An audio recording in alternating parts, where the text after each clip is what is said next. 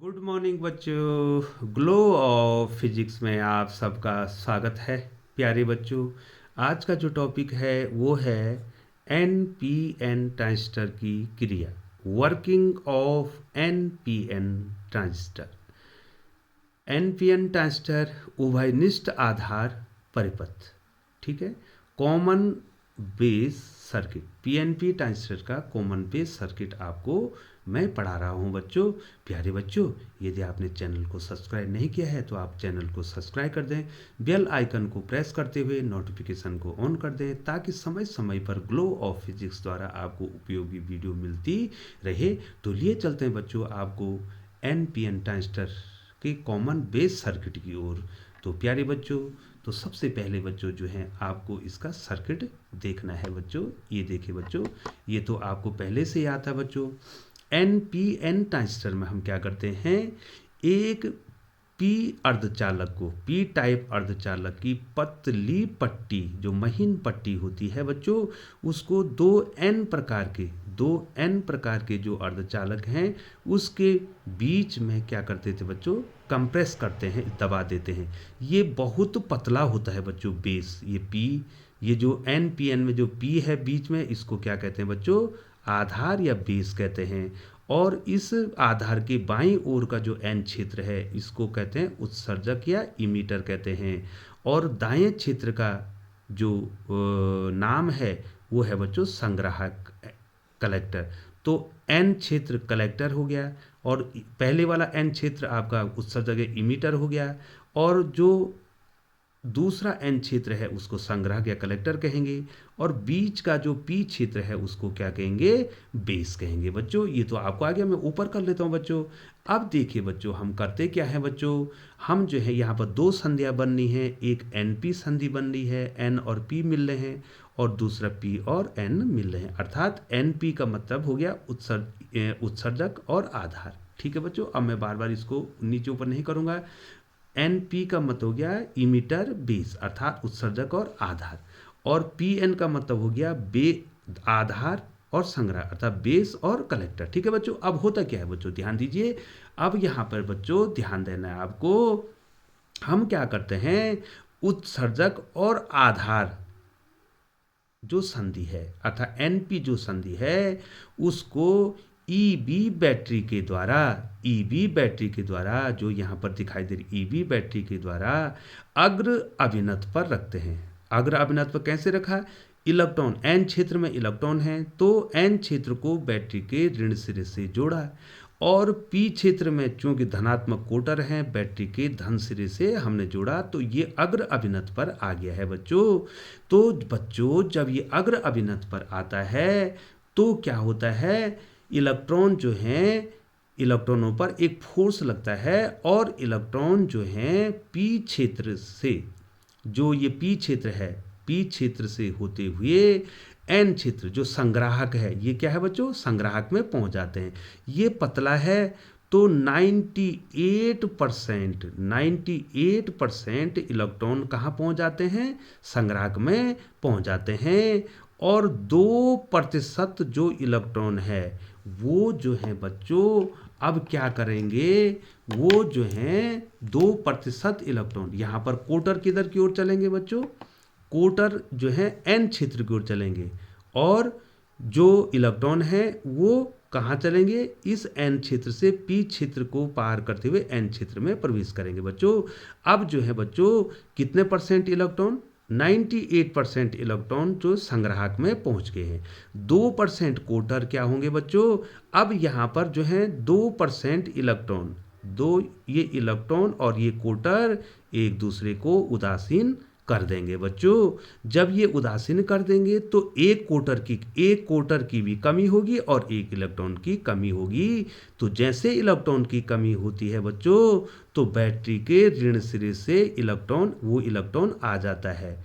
ठीक है बच्चों, वो इमीटर में प्रवेश कर जाता है। ये देखो बच्चों, वो इलेक्ट्रॉन ये आ गया है, उसने इमीटर में प्रवेश कर दिया है, और वो फिर यहाँ से कलेक्टर में, संग्राहक में पहुंच जाता है। ये इलेक्ट्रॉन की कमी हुई थी तो इलेक्ट्रॉन तो आ गया है। चूंकि इलेक्ट्रॉन इमीटर में प्रवेश कर रहा है तो इसके विपरीत जो है इमीटर धारा इमीटर धारा, उत्सर्जक धारा प्रवाहित होती है।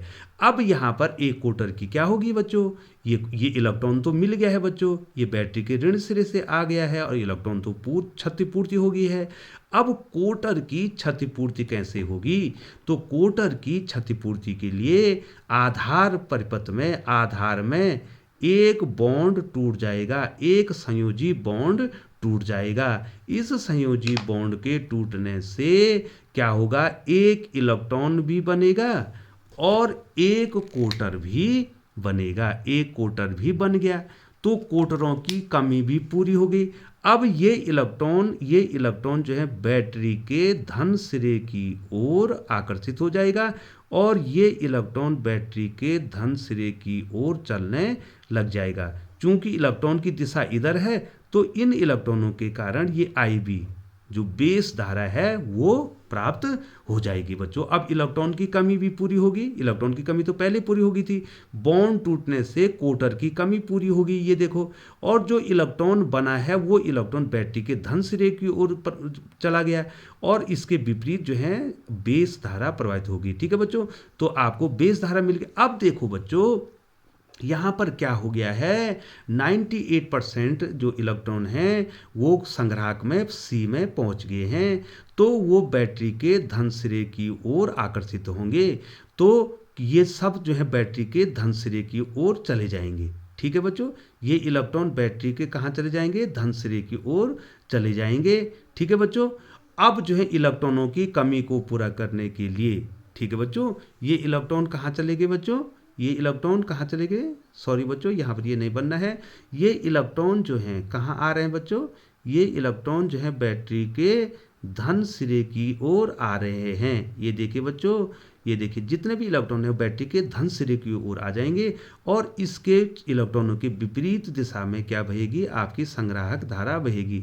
तो यहाँ पर संग्राहक धारा संग्राहक में आ रही है, ये देखो यहाँ पर बेस धारा अर्थात आधार धारा आधार में आ रही है और ये दोनों धारा, ये देखो ये इस प्रकार से धारा आई, ये इस प्रकार धारा है और दोनों धाराओं ने क्या धारा बना दी है बच्चों, ये इमीटर धारा को बना दिया है बच्चों। ठीक है, तो यहाँ पर जो है दोनों के कारण अंदर और बाहर दोनों इलेक्ट्रॉनों के कारण ही धारा बह रही है। जबकि PNP ट्रांजिस्टर में क्या होता है बच्चों, इसमें क्या है बच्चों, NPN ट्रांजिस्टर, यहाँ पर लिख रहा हूँ जो आ गया है बच्चों आपको।